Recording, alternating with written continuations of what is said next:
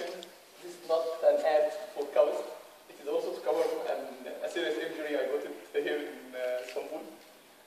And I would like to thank my colleagues, Amin, Spiros, and Panos. This work, we did it in InfoCloud Research Group at Kalnis, Saudi Arabia. My presentation mainly will be 3 parts: introduction to Suffix to understand it, then defining the problem, and I will speak about my contribution. And actually, this contribution leads to have a method working with a workstation of 8 processors to compete or have comparable results for indexing the strings, with another method working with a supercomputer using 1024 compute nodes and 512 giga of RAM. So let's see how the contribution leads to this significant improvement. The suffix tree is a full text index for a sequence, where we have all the suffixes indexed or inserted in a trie. For example, as you see here, the word banana is indexed, fully indexed using the suffix tree. We have here any suffix where you start from any point in the sequence to the end. Like NA, this is indexed here. Like NA, $sign, so all the suffixes are indexed. So what is the point of having this index? Most of string matching algorithms usually cost the pattern size that you are looking for plus the sequence size to find the occurrences of this pattern. However, we are speaking now about big data. So I can't accept to have this complexity for each pattern I'm looking for, because the sequence is really large. The good thing about suffix tree, it is reducing the complexity only to the pattern size. Let's have an example. If I'm looking for A and A, okay, all what I need to do is 3 steps. I will check the root, finding A, so I am ruling now the entire sequence, the entire index, to go only in this branch. After A, do we have N? Yes, we have NA. So NA is found. So it occurs at 1 and 3. So if we go at 1, there is A, NA. If we go at 3, we have A, NA. So this is the good thing about suffix tree. Okay? We all know that with big data, we need to analyze. Analyzing doesn't mean one single query. Analyzing means a lot of queries in order to understand this big data, or coming out with what we call data mining. So in this case, there is a lot of benefit of using suffix tree. As we recognize here, the leaves of the suffix tree are not at the same level. We will benefit from this. We will see here also, each subtree in the suffix tree is not of the same size. As you see here from the root, we can assume this is a subtree with only 1 leaf. This is a big subtree, and this is another subtree. The subtrees are not of the same size. If you would like to have more subtrees, you need to go deeper in the tree. Like I will call this is a prefix leading to a subtree. This is another prefix leading to a subtree. This subtree could be decomposed further if I go deeper. Like I have longer prefix, A and A. By having A and A, I will have a smaller subtree. Just keep this in mind. So which applications benefit from suffix tree? A lot.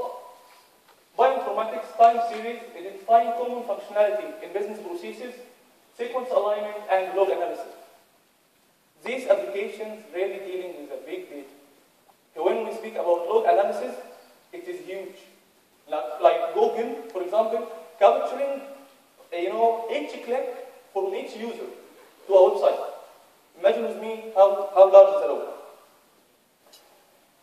The suffix tree, unfortunately, I didn't invent it. It was invented in the 1990s, and it started with the most famous for in-memory suffix tree. In-memory means we assume the sequence and the suffix tree are fitting in memory. The famous one, Econom, and managed to do it in complexity of space and time n. However, this is good as long as you have a small sequence. But for large sequences, this doesn't work. Because actually the suffix tree, you have to know, it is at least, or in average, 26 times the sequence. 26 times the sequence. So there is another category started in 2000 where, okay, I will assume that I will accommodate the sequence in memory.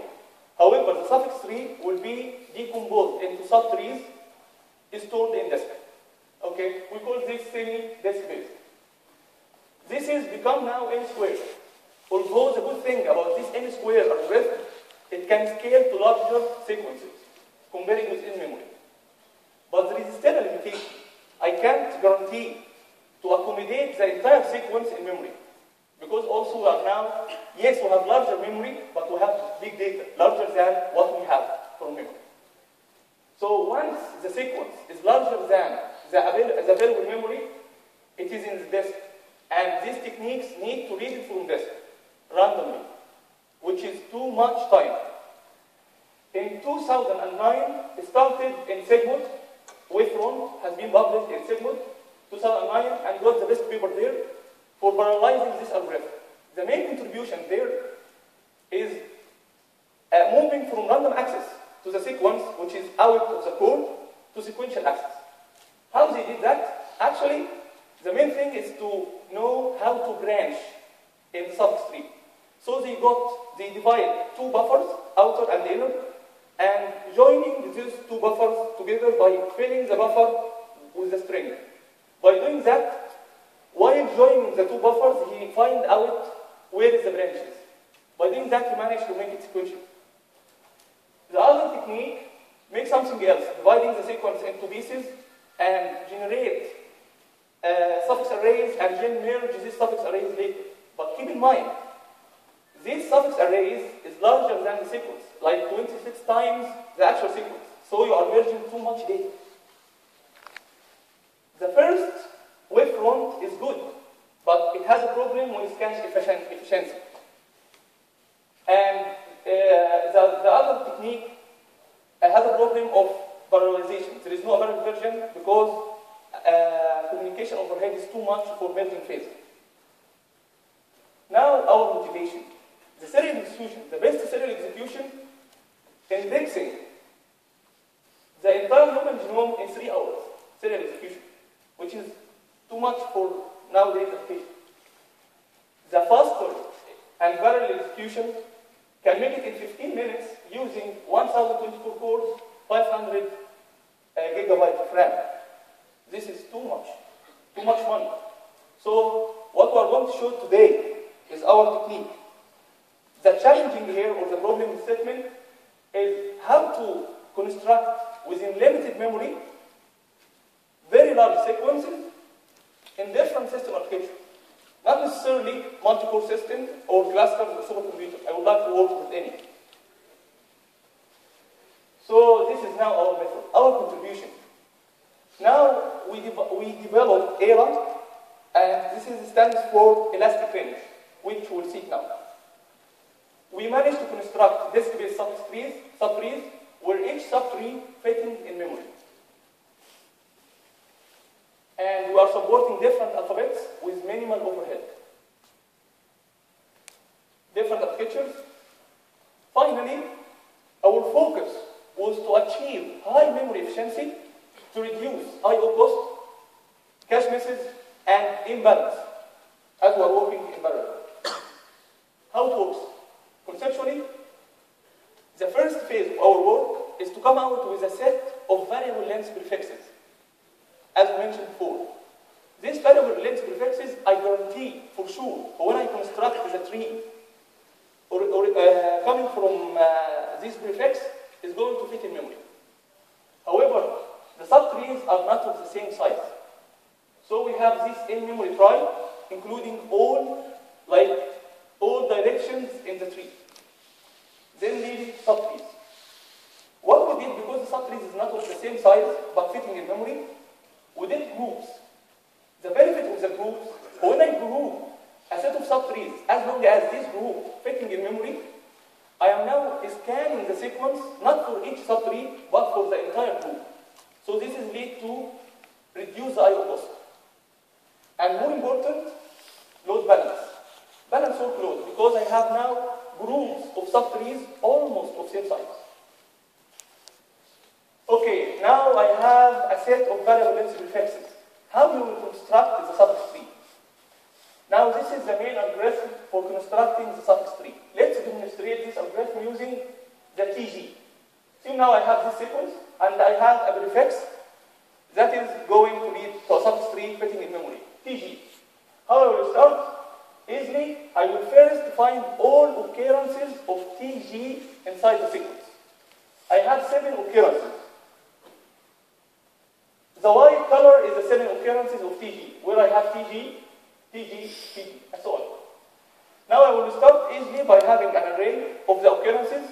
Corresponding to each occurrence, I will read a range of characters following the prefix. Why? Because I would like to know where I will branch. So, for example, at 0, I will skip TG, which is the prefix, reading the next 4 characters. G, T, double G. Okay? And so on. Now I would like to know whether I'm going to branch or not. What I'm going to do, I'm going to sort the range of characters. By sorting, I discover that I have a group for character A group of 1 element, and another group of 2, another group of 4. A group of 1 element for me means I reached a leaf. Once I reach, because if the group is only 1 element, this means I will not branch anymore.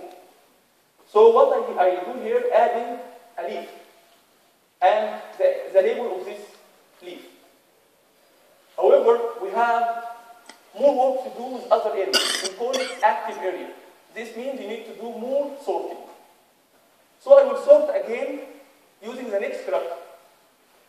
I have G and C. Okay? And after having that, I have only 2 groups of only 1 element. Again, 9 and 20. So I am done also with this part. I found that I reached the leaf. However, there is this branch. There is 2 cases. The first case, you might branch, or you might extend the label. Okay? So here, I'm going to extend the label. It was G, I will extend it by T. Why? Because it is only 1 group of 4 elements. Sort again by the next character, still it is 1 group, so extend the label. Then sort again, yeah, I found it is now split into 2 groups, 2 areas.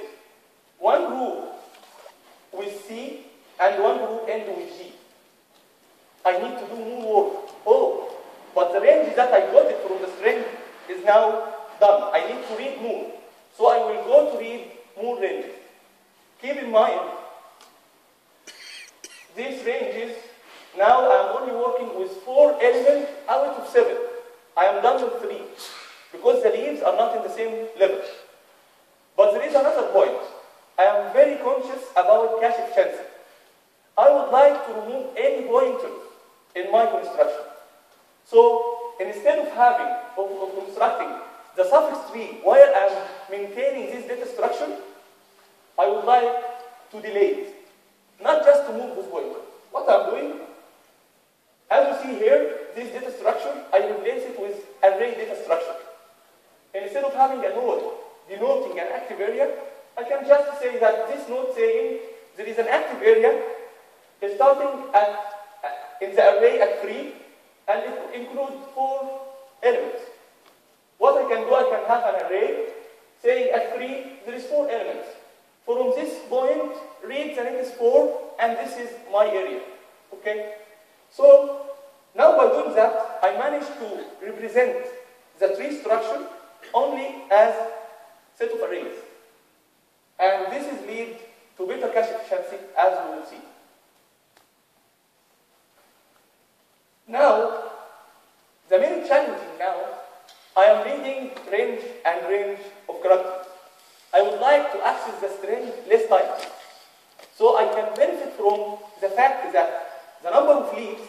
are reducing while I'm going deeper in the tree, as we see in our example. So I might start with 8 leaves. So I have fixed memory for the array of ranges. I will read 4 characters. But later, after I finish these leaves, part of it, I only end with 4 leaves. So within the same size of array, I can dynamically increase the range. This means I will scan later. I will need to access the string list, reducing the I/O cost. Keep in mind the string is not in memory. Now the distribution. We have 3 areas. One for data, where I am reading the ranges, and one for processing, and one for the suffix tree. Now I am building the suffix tree after maintaining the array's data structure. To maintain and build the suffix tree, you need only 2 arrays. So I can override these 2 arrays. What this means? This means instead of having this area only for a suffix tree, I can override and having a bigger subtree.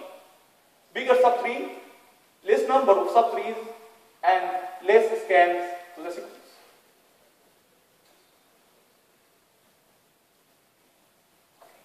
Now the evaluation. We have implemented this method using C and MDI. We use the MDI especially to manage to work with clusters, multi-core systems, and supercomputers. Our test done with a workstation of 8 processors, 2.6 gigahertz, total memory 8 gig, and 16 machines, each one 3.3 gigahertz, and each machine has 8 giga RAM. Elastic range. As we mentioned, elastic range is going to lead to a significant reduction in the I/O cost. If I am fixing the range of characters that I'm reading, this means I am wasting a lot of memory, because at the end of the process, I have a lot of spaces which I don't need to read ranges. So increasing the range from 16 to 32 doesn't lead to a significant improvement. But the significant improvement by better managing of the data, of the memory. And this is the red, where dynamically I'm changing the range that I'm using to do less I/O cost. Pointers, arrays.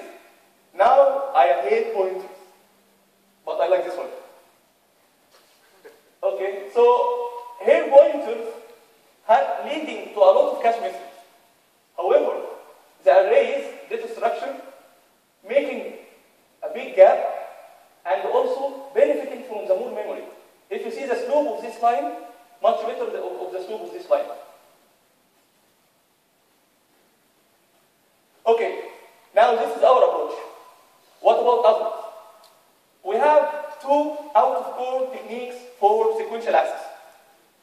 Wavefront and B2ST and error. The point is, we are doing much better with any kind of memory. Here, we are doing with human genome, 3 giga. If we do it with 2 giga, because we are out of core, so I should use memory less than what I'm indexing. I am really good. But the point, using less memory, I am still good. I'm not significantly affected, but others are significantly affected. What about parallelization? For high-performance computing or parallel computing, weak scalability is really important. Why? Because now I am indexing half giga, fine. But I would like also by indexing 1 giga, give me more resources, I will do still almost in the same performance. So what we are doing here, we are ranging from 1 processor to 16 processors. Okay? And with 1 processor, we are indexing 256 megabytes, then double the string size and double the resources. So we assume each string is still, each processor is doing almost the workload, the same workload.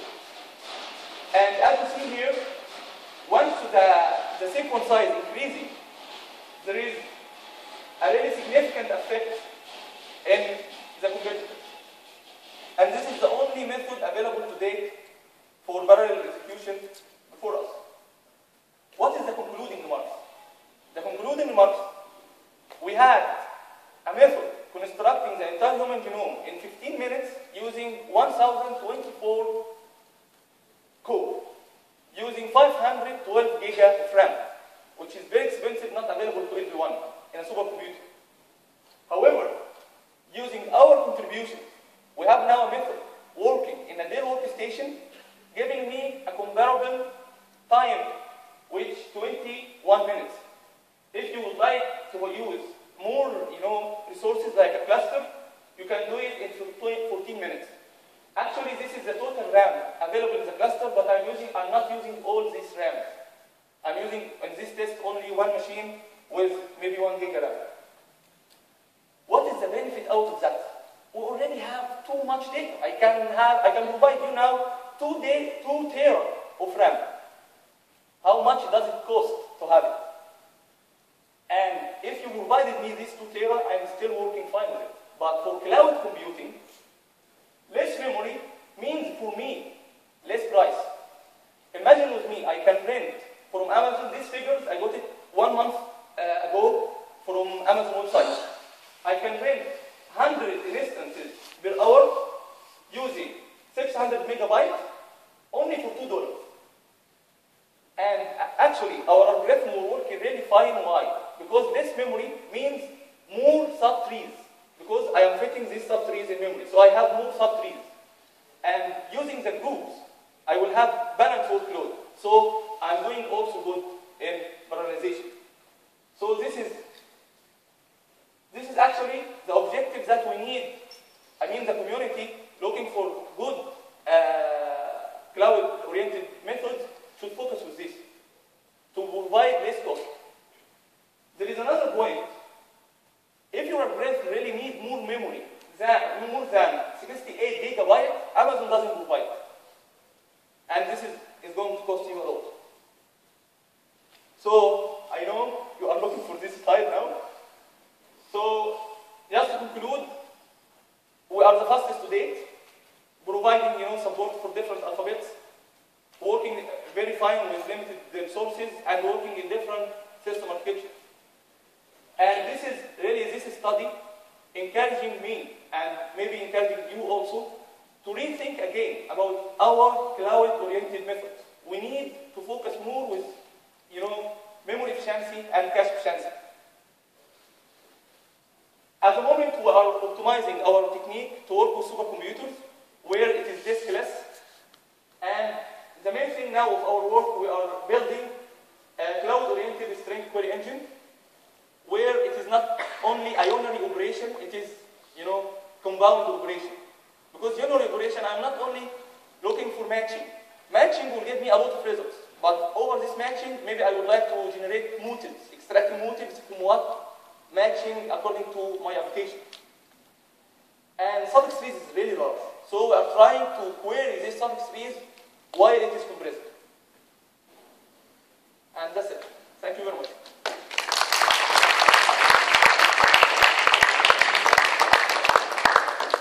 Yes, questions? Please take the mic. Okay. First question, you mentioned the subtrees will always fit in memory, and how is that done? What is the maximum size of these subtrees? How do you guarantee it will fit in memory? The second question, what's the complexity of your algorithm? Excuse me? The second question is, what is the complexity of your algorithm? It is n squared. Okay, so just like the same techniques before? Yes. Okay. Now, one more.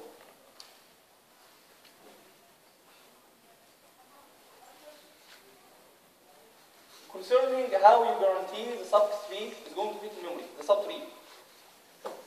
In the first phase, while I'm generating variable length prefixes, what I'm doing, I'm counting the occurrences. As you see here, the occurrences, roughly for n occurrences, you have n leaves and n internal nodes, and this is constructed according to our data structure. This is the size of the suffix tree. So if I counted the occurrences of certain prefix, I can new the occurrences. Then I can calculate automatically the size of the suffix tree. If this suffix tree size is larger than the memory that I have, what I need to do, like starting with A, leading to 3, but I can't guarantee this size. What I will do, I will extend the prefix by 1 character. Okay? By extending the prefix, what actually did, you went deeper, virtually, you went deeper in the tree. So by extending A by another character, I went only to 2 leaves. Okay? This is a small tree, but I mean... So it's memory adaptive in that sense. If it doesn't fit, it's memory adaptive. Yes. So did you experiment with the cases where you have this scenario here? Actually, all the tests that we did is experimenting with this because we used different memory sizes. Okay. All right, thank you. So, yeah, thank you. More questions? So how does this, this data structure, the suffix tree, how does that compare to using suffix arrays for these problems? What's the relationship between what you're doing and the suffix array work? Yes. Actually, suffix arrays and suffix trees both could be used for string query. However, there is a lot of algorithms focusing with suffix tree, and people working with suffix arrays, what they do like a simulator, as if that you are navigating the suffix tree over the suffix arrays. And there is a work in this in 2006 called extendable suffix arrays, where they have the entire index in a suffix array, and if your algorithm using the mentality of the suffix tree, they have a mediator to navigate the suffix arrays as if it is the suffix tree. All right. I'm going to invite the further questions to offline discussion. I do have one question. So, how does the query time get affected with this layout of memory versus disk usage? Yes, I mean, if you really have enough memory to your string, maybe it is better to use one of disk, semi-disk based that we mentioned. But in this study, I didn't compare because the focus was out of core, where the big data is not fitting in memory. Yeah. Thank you very much.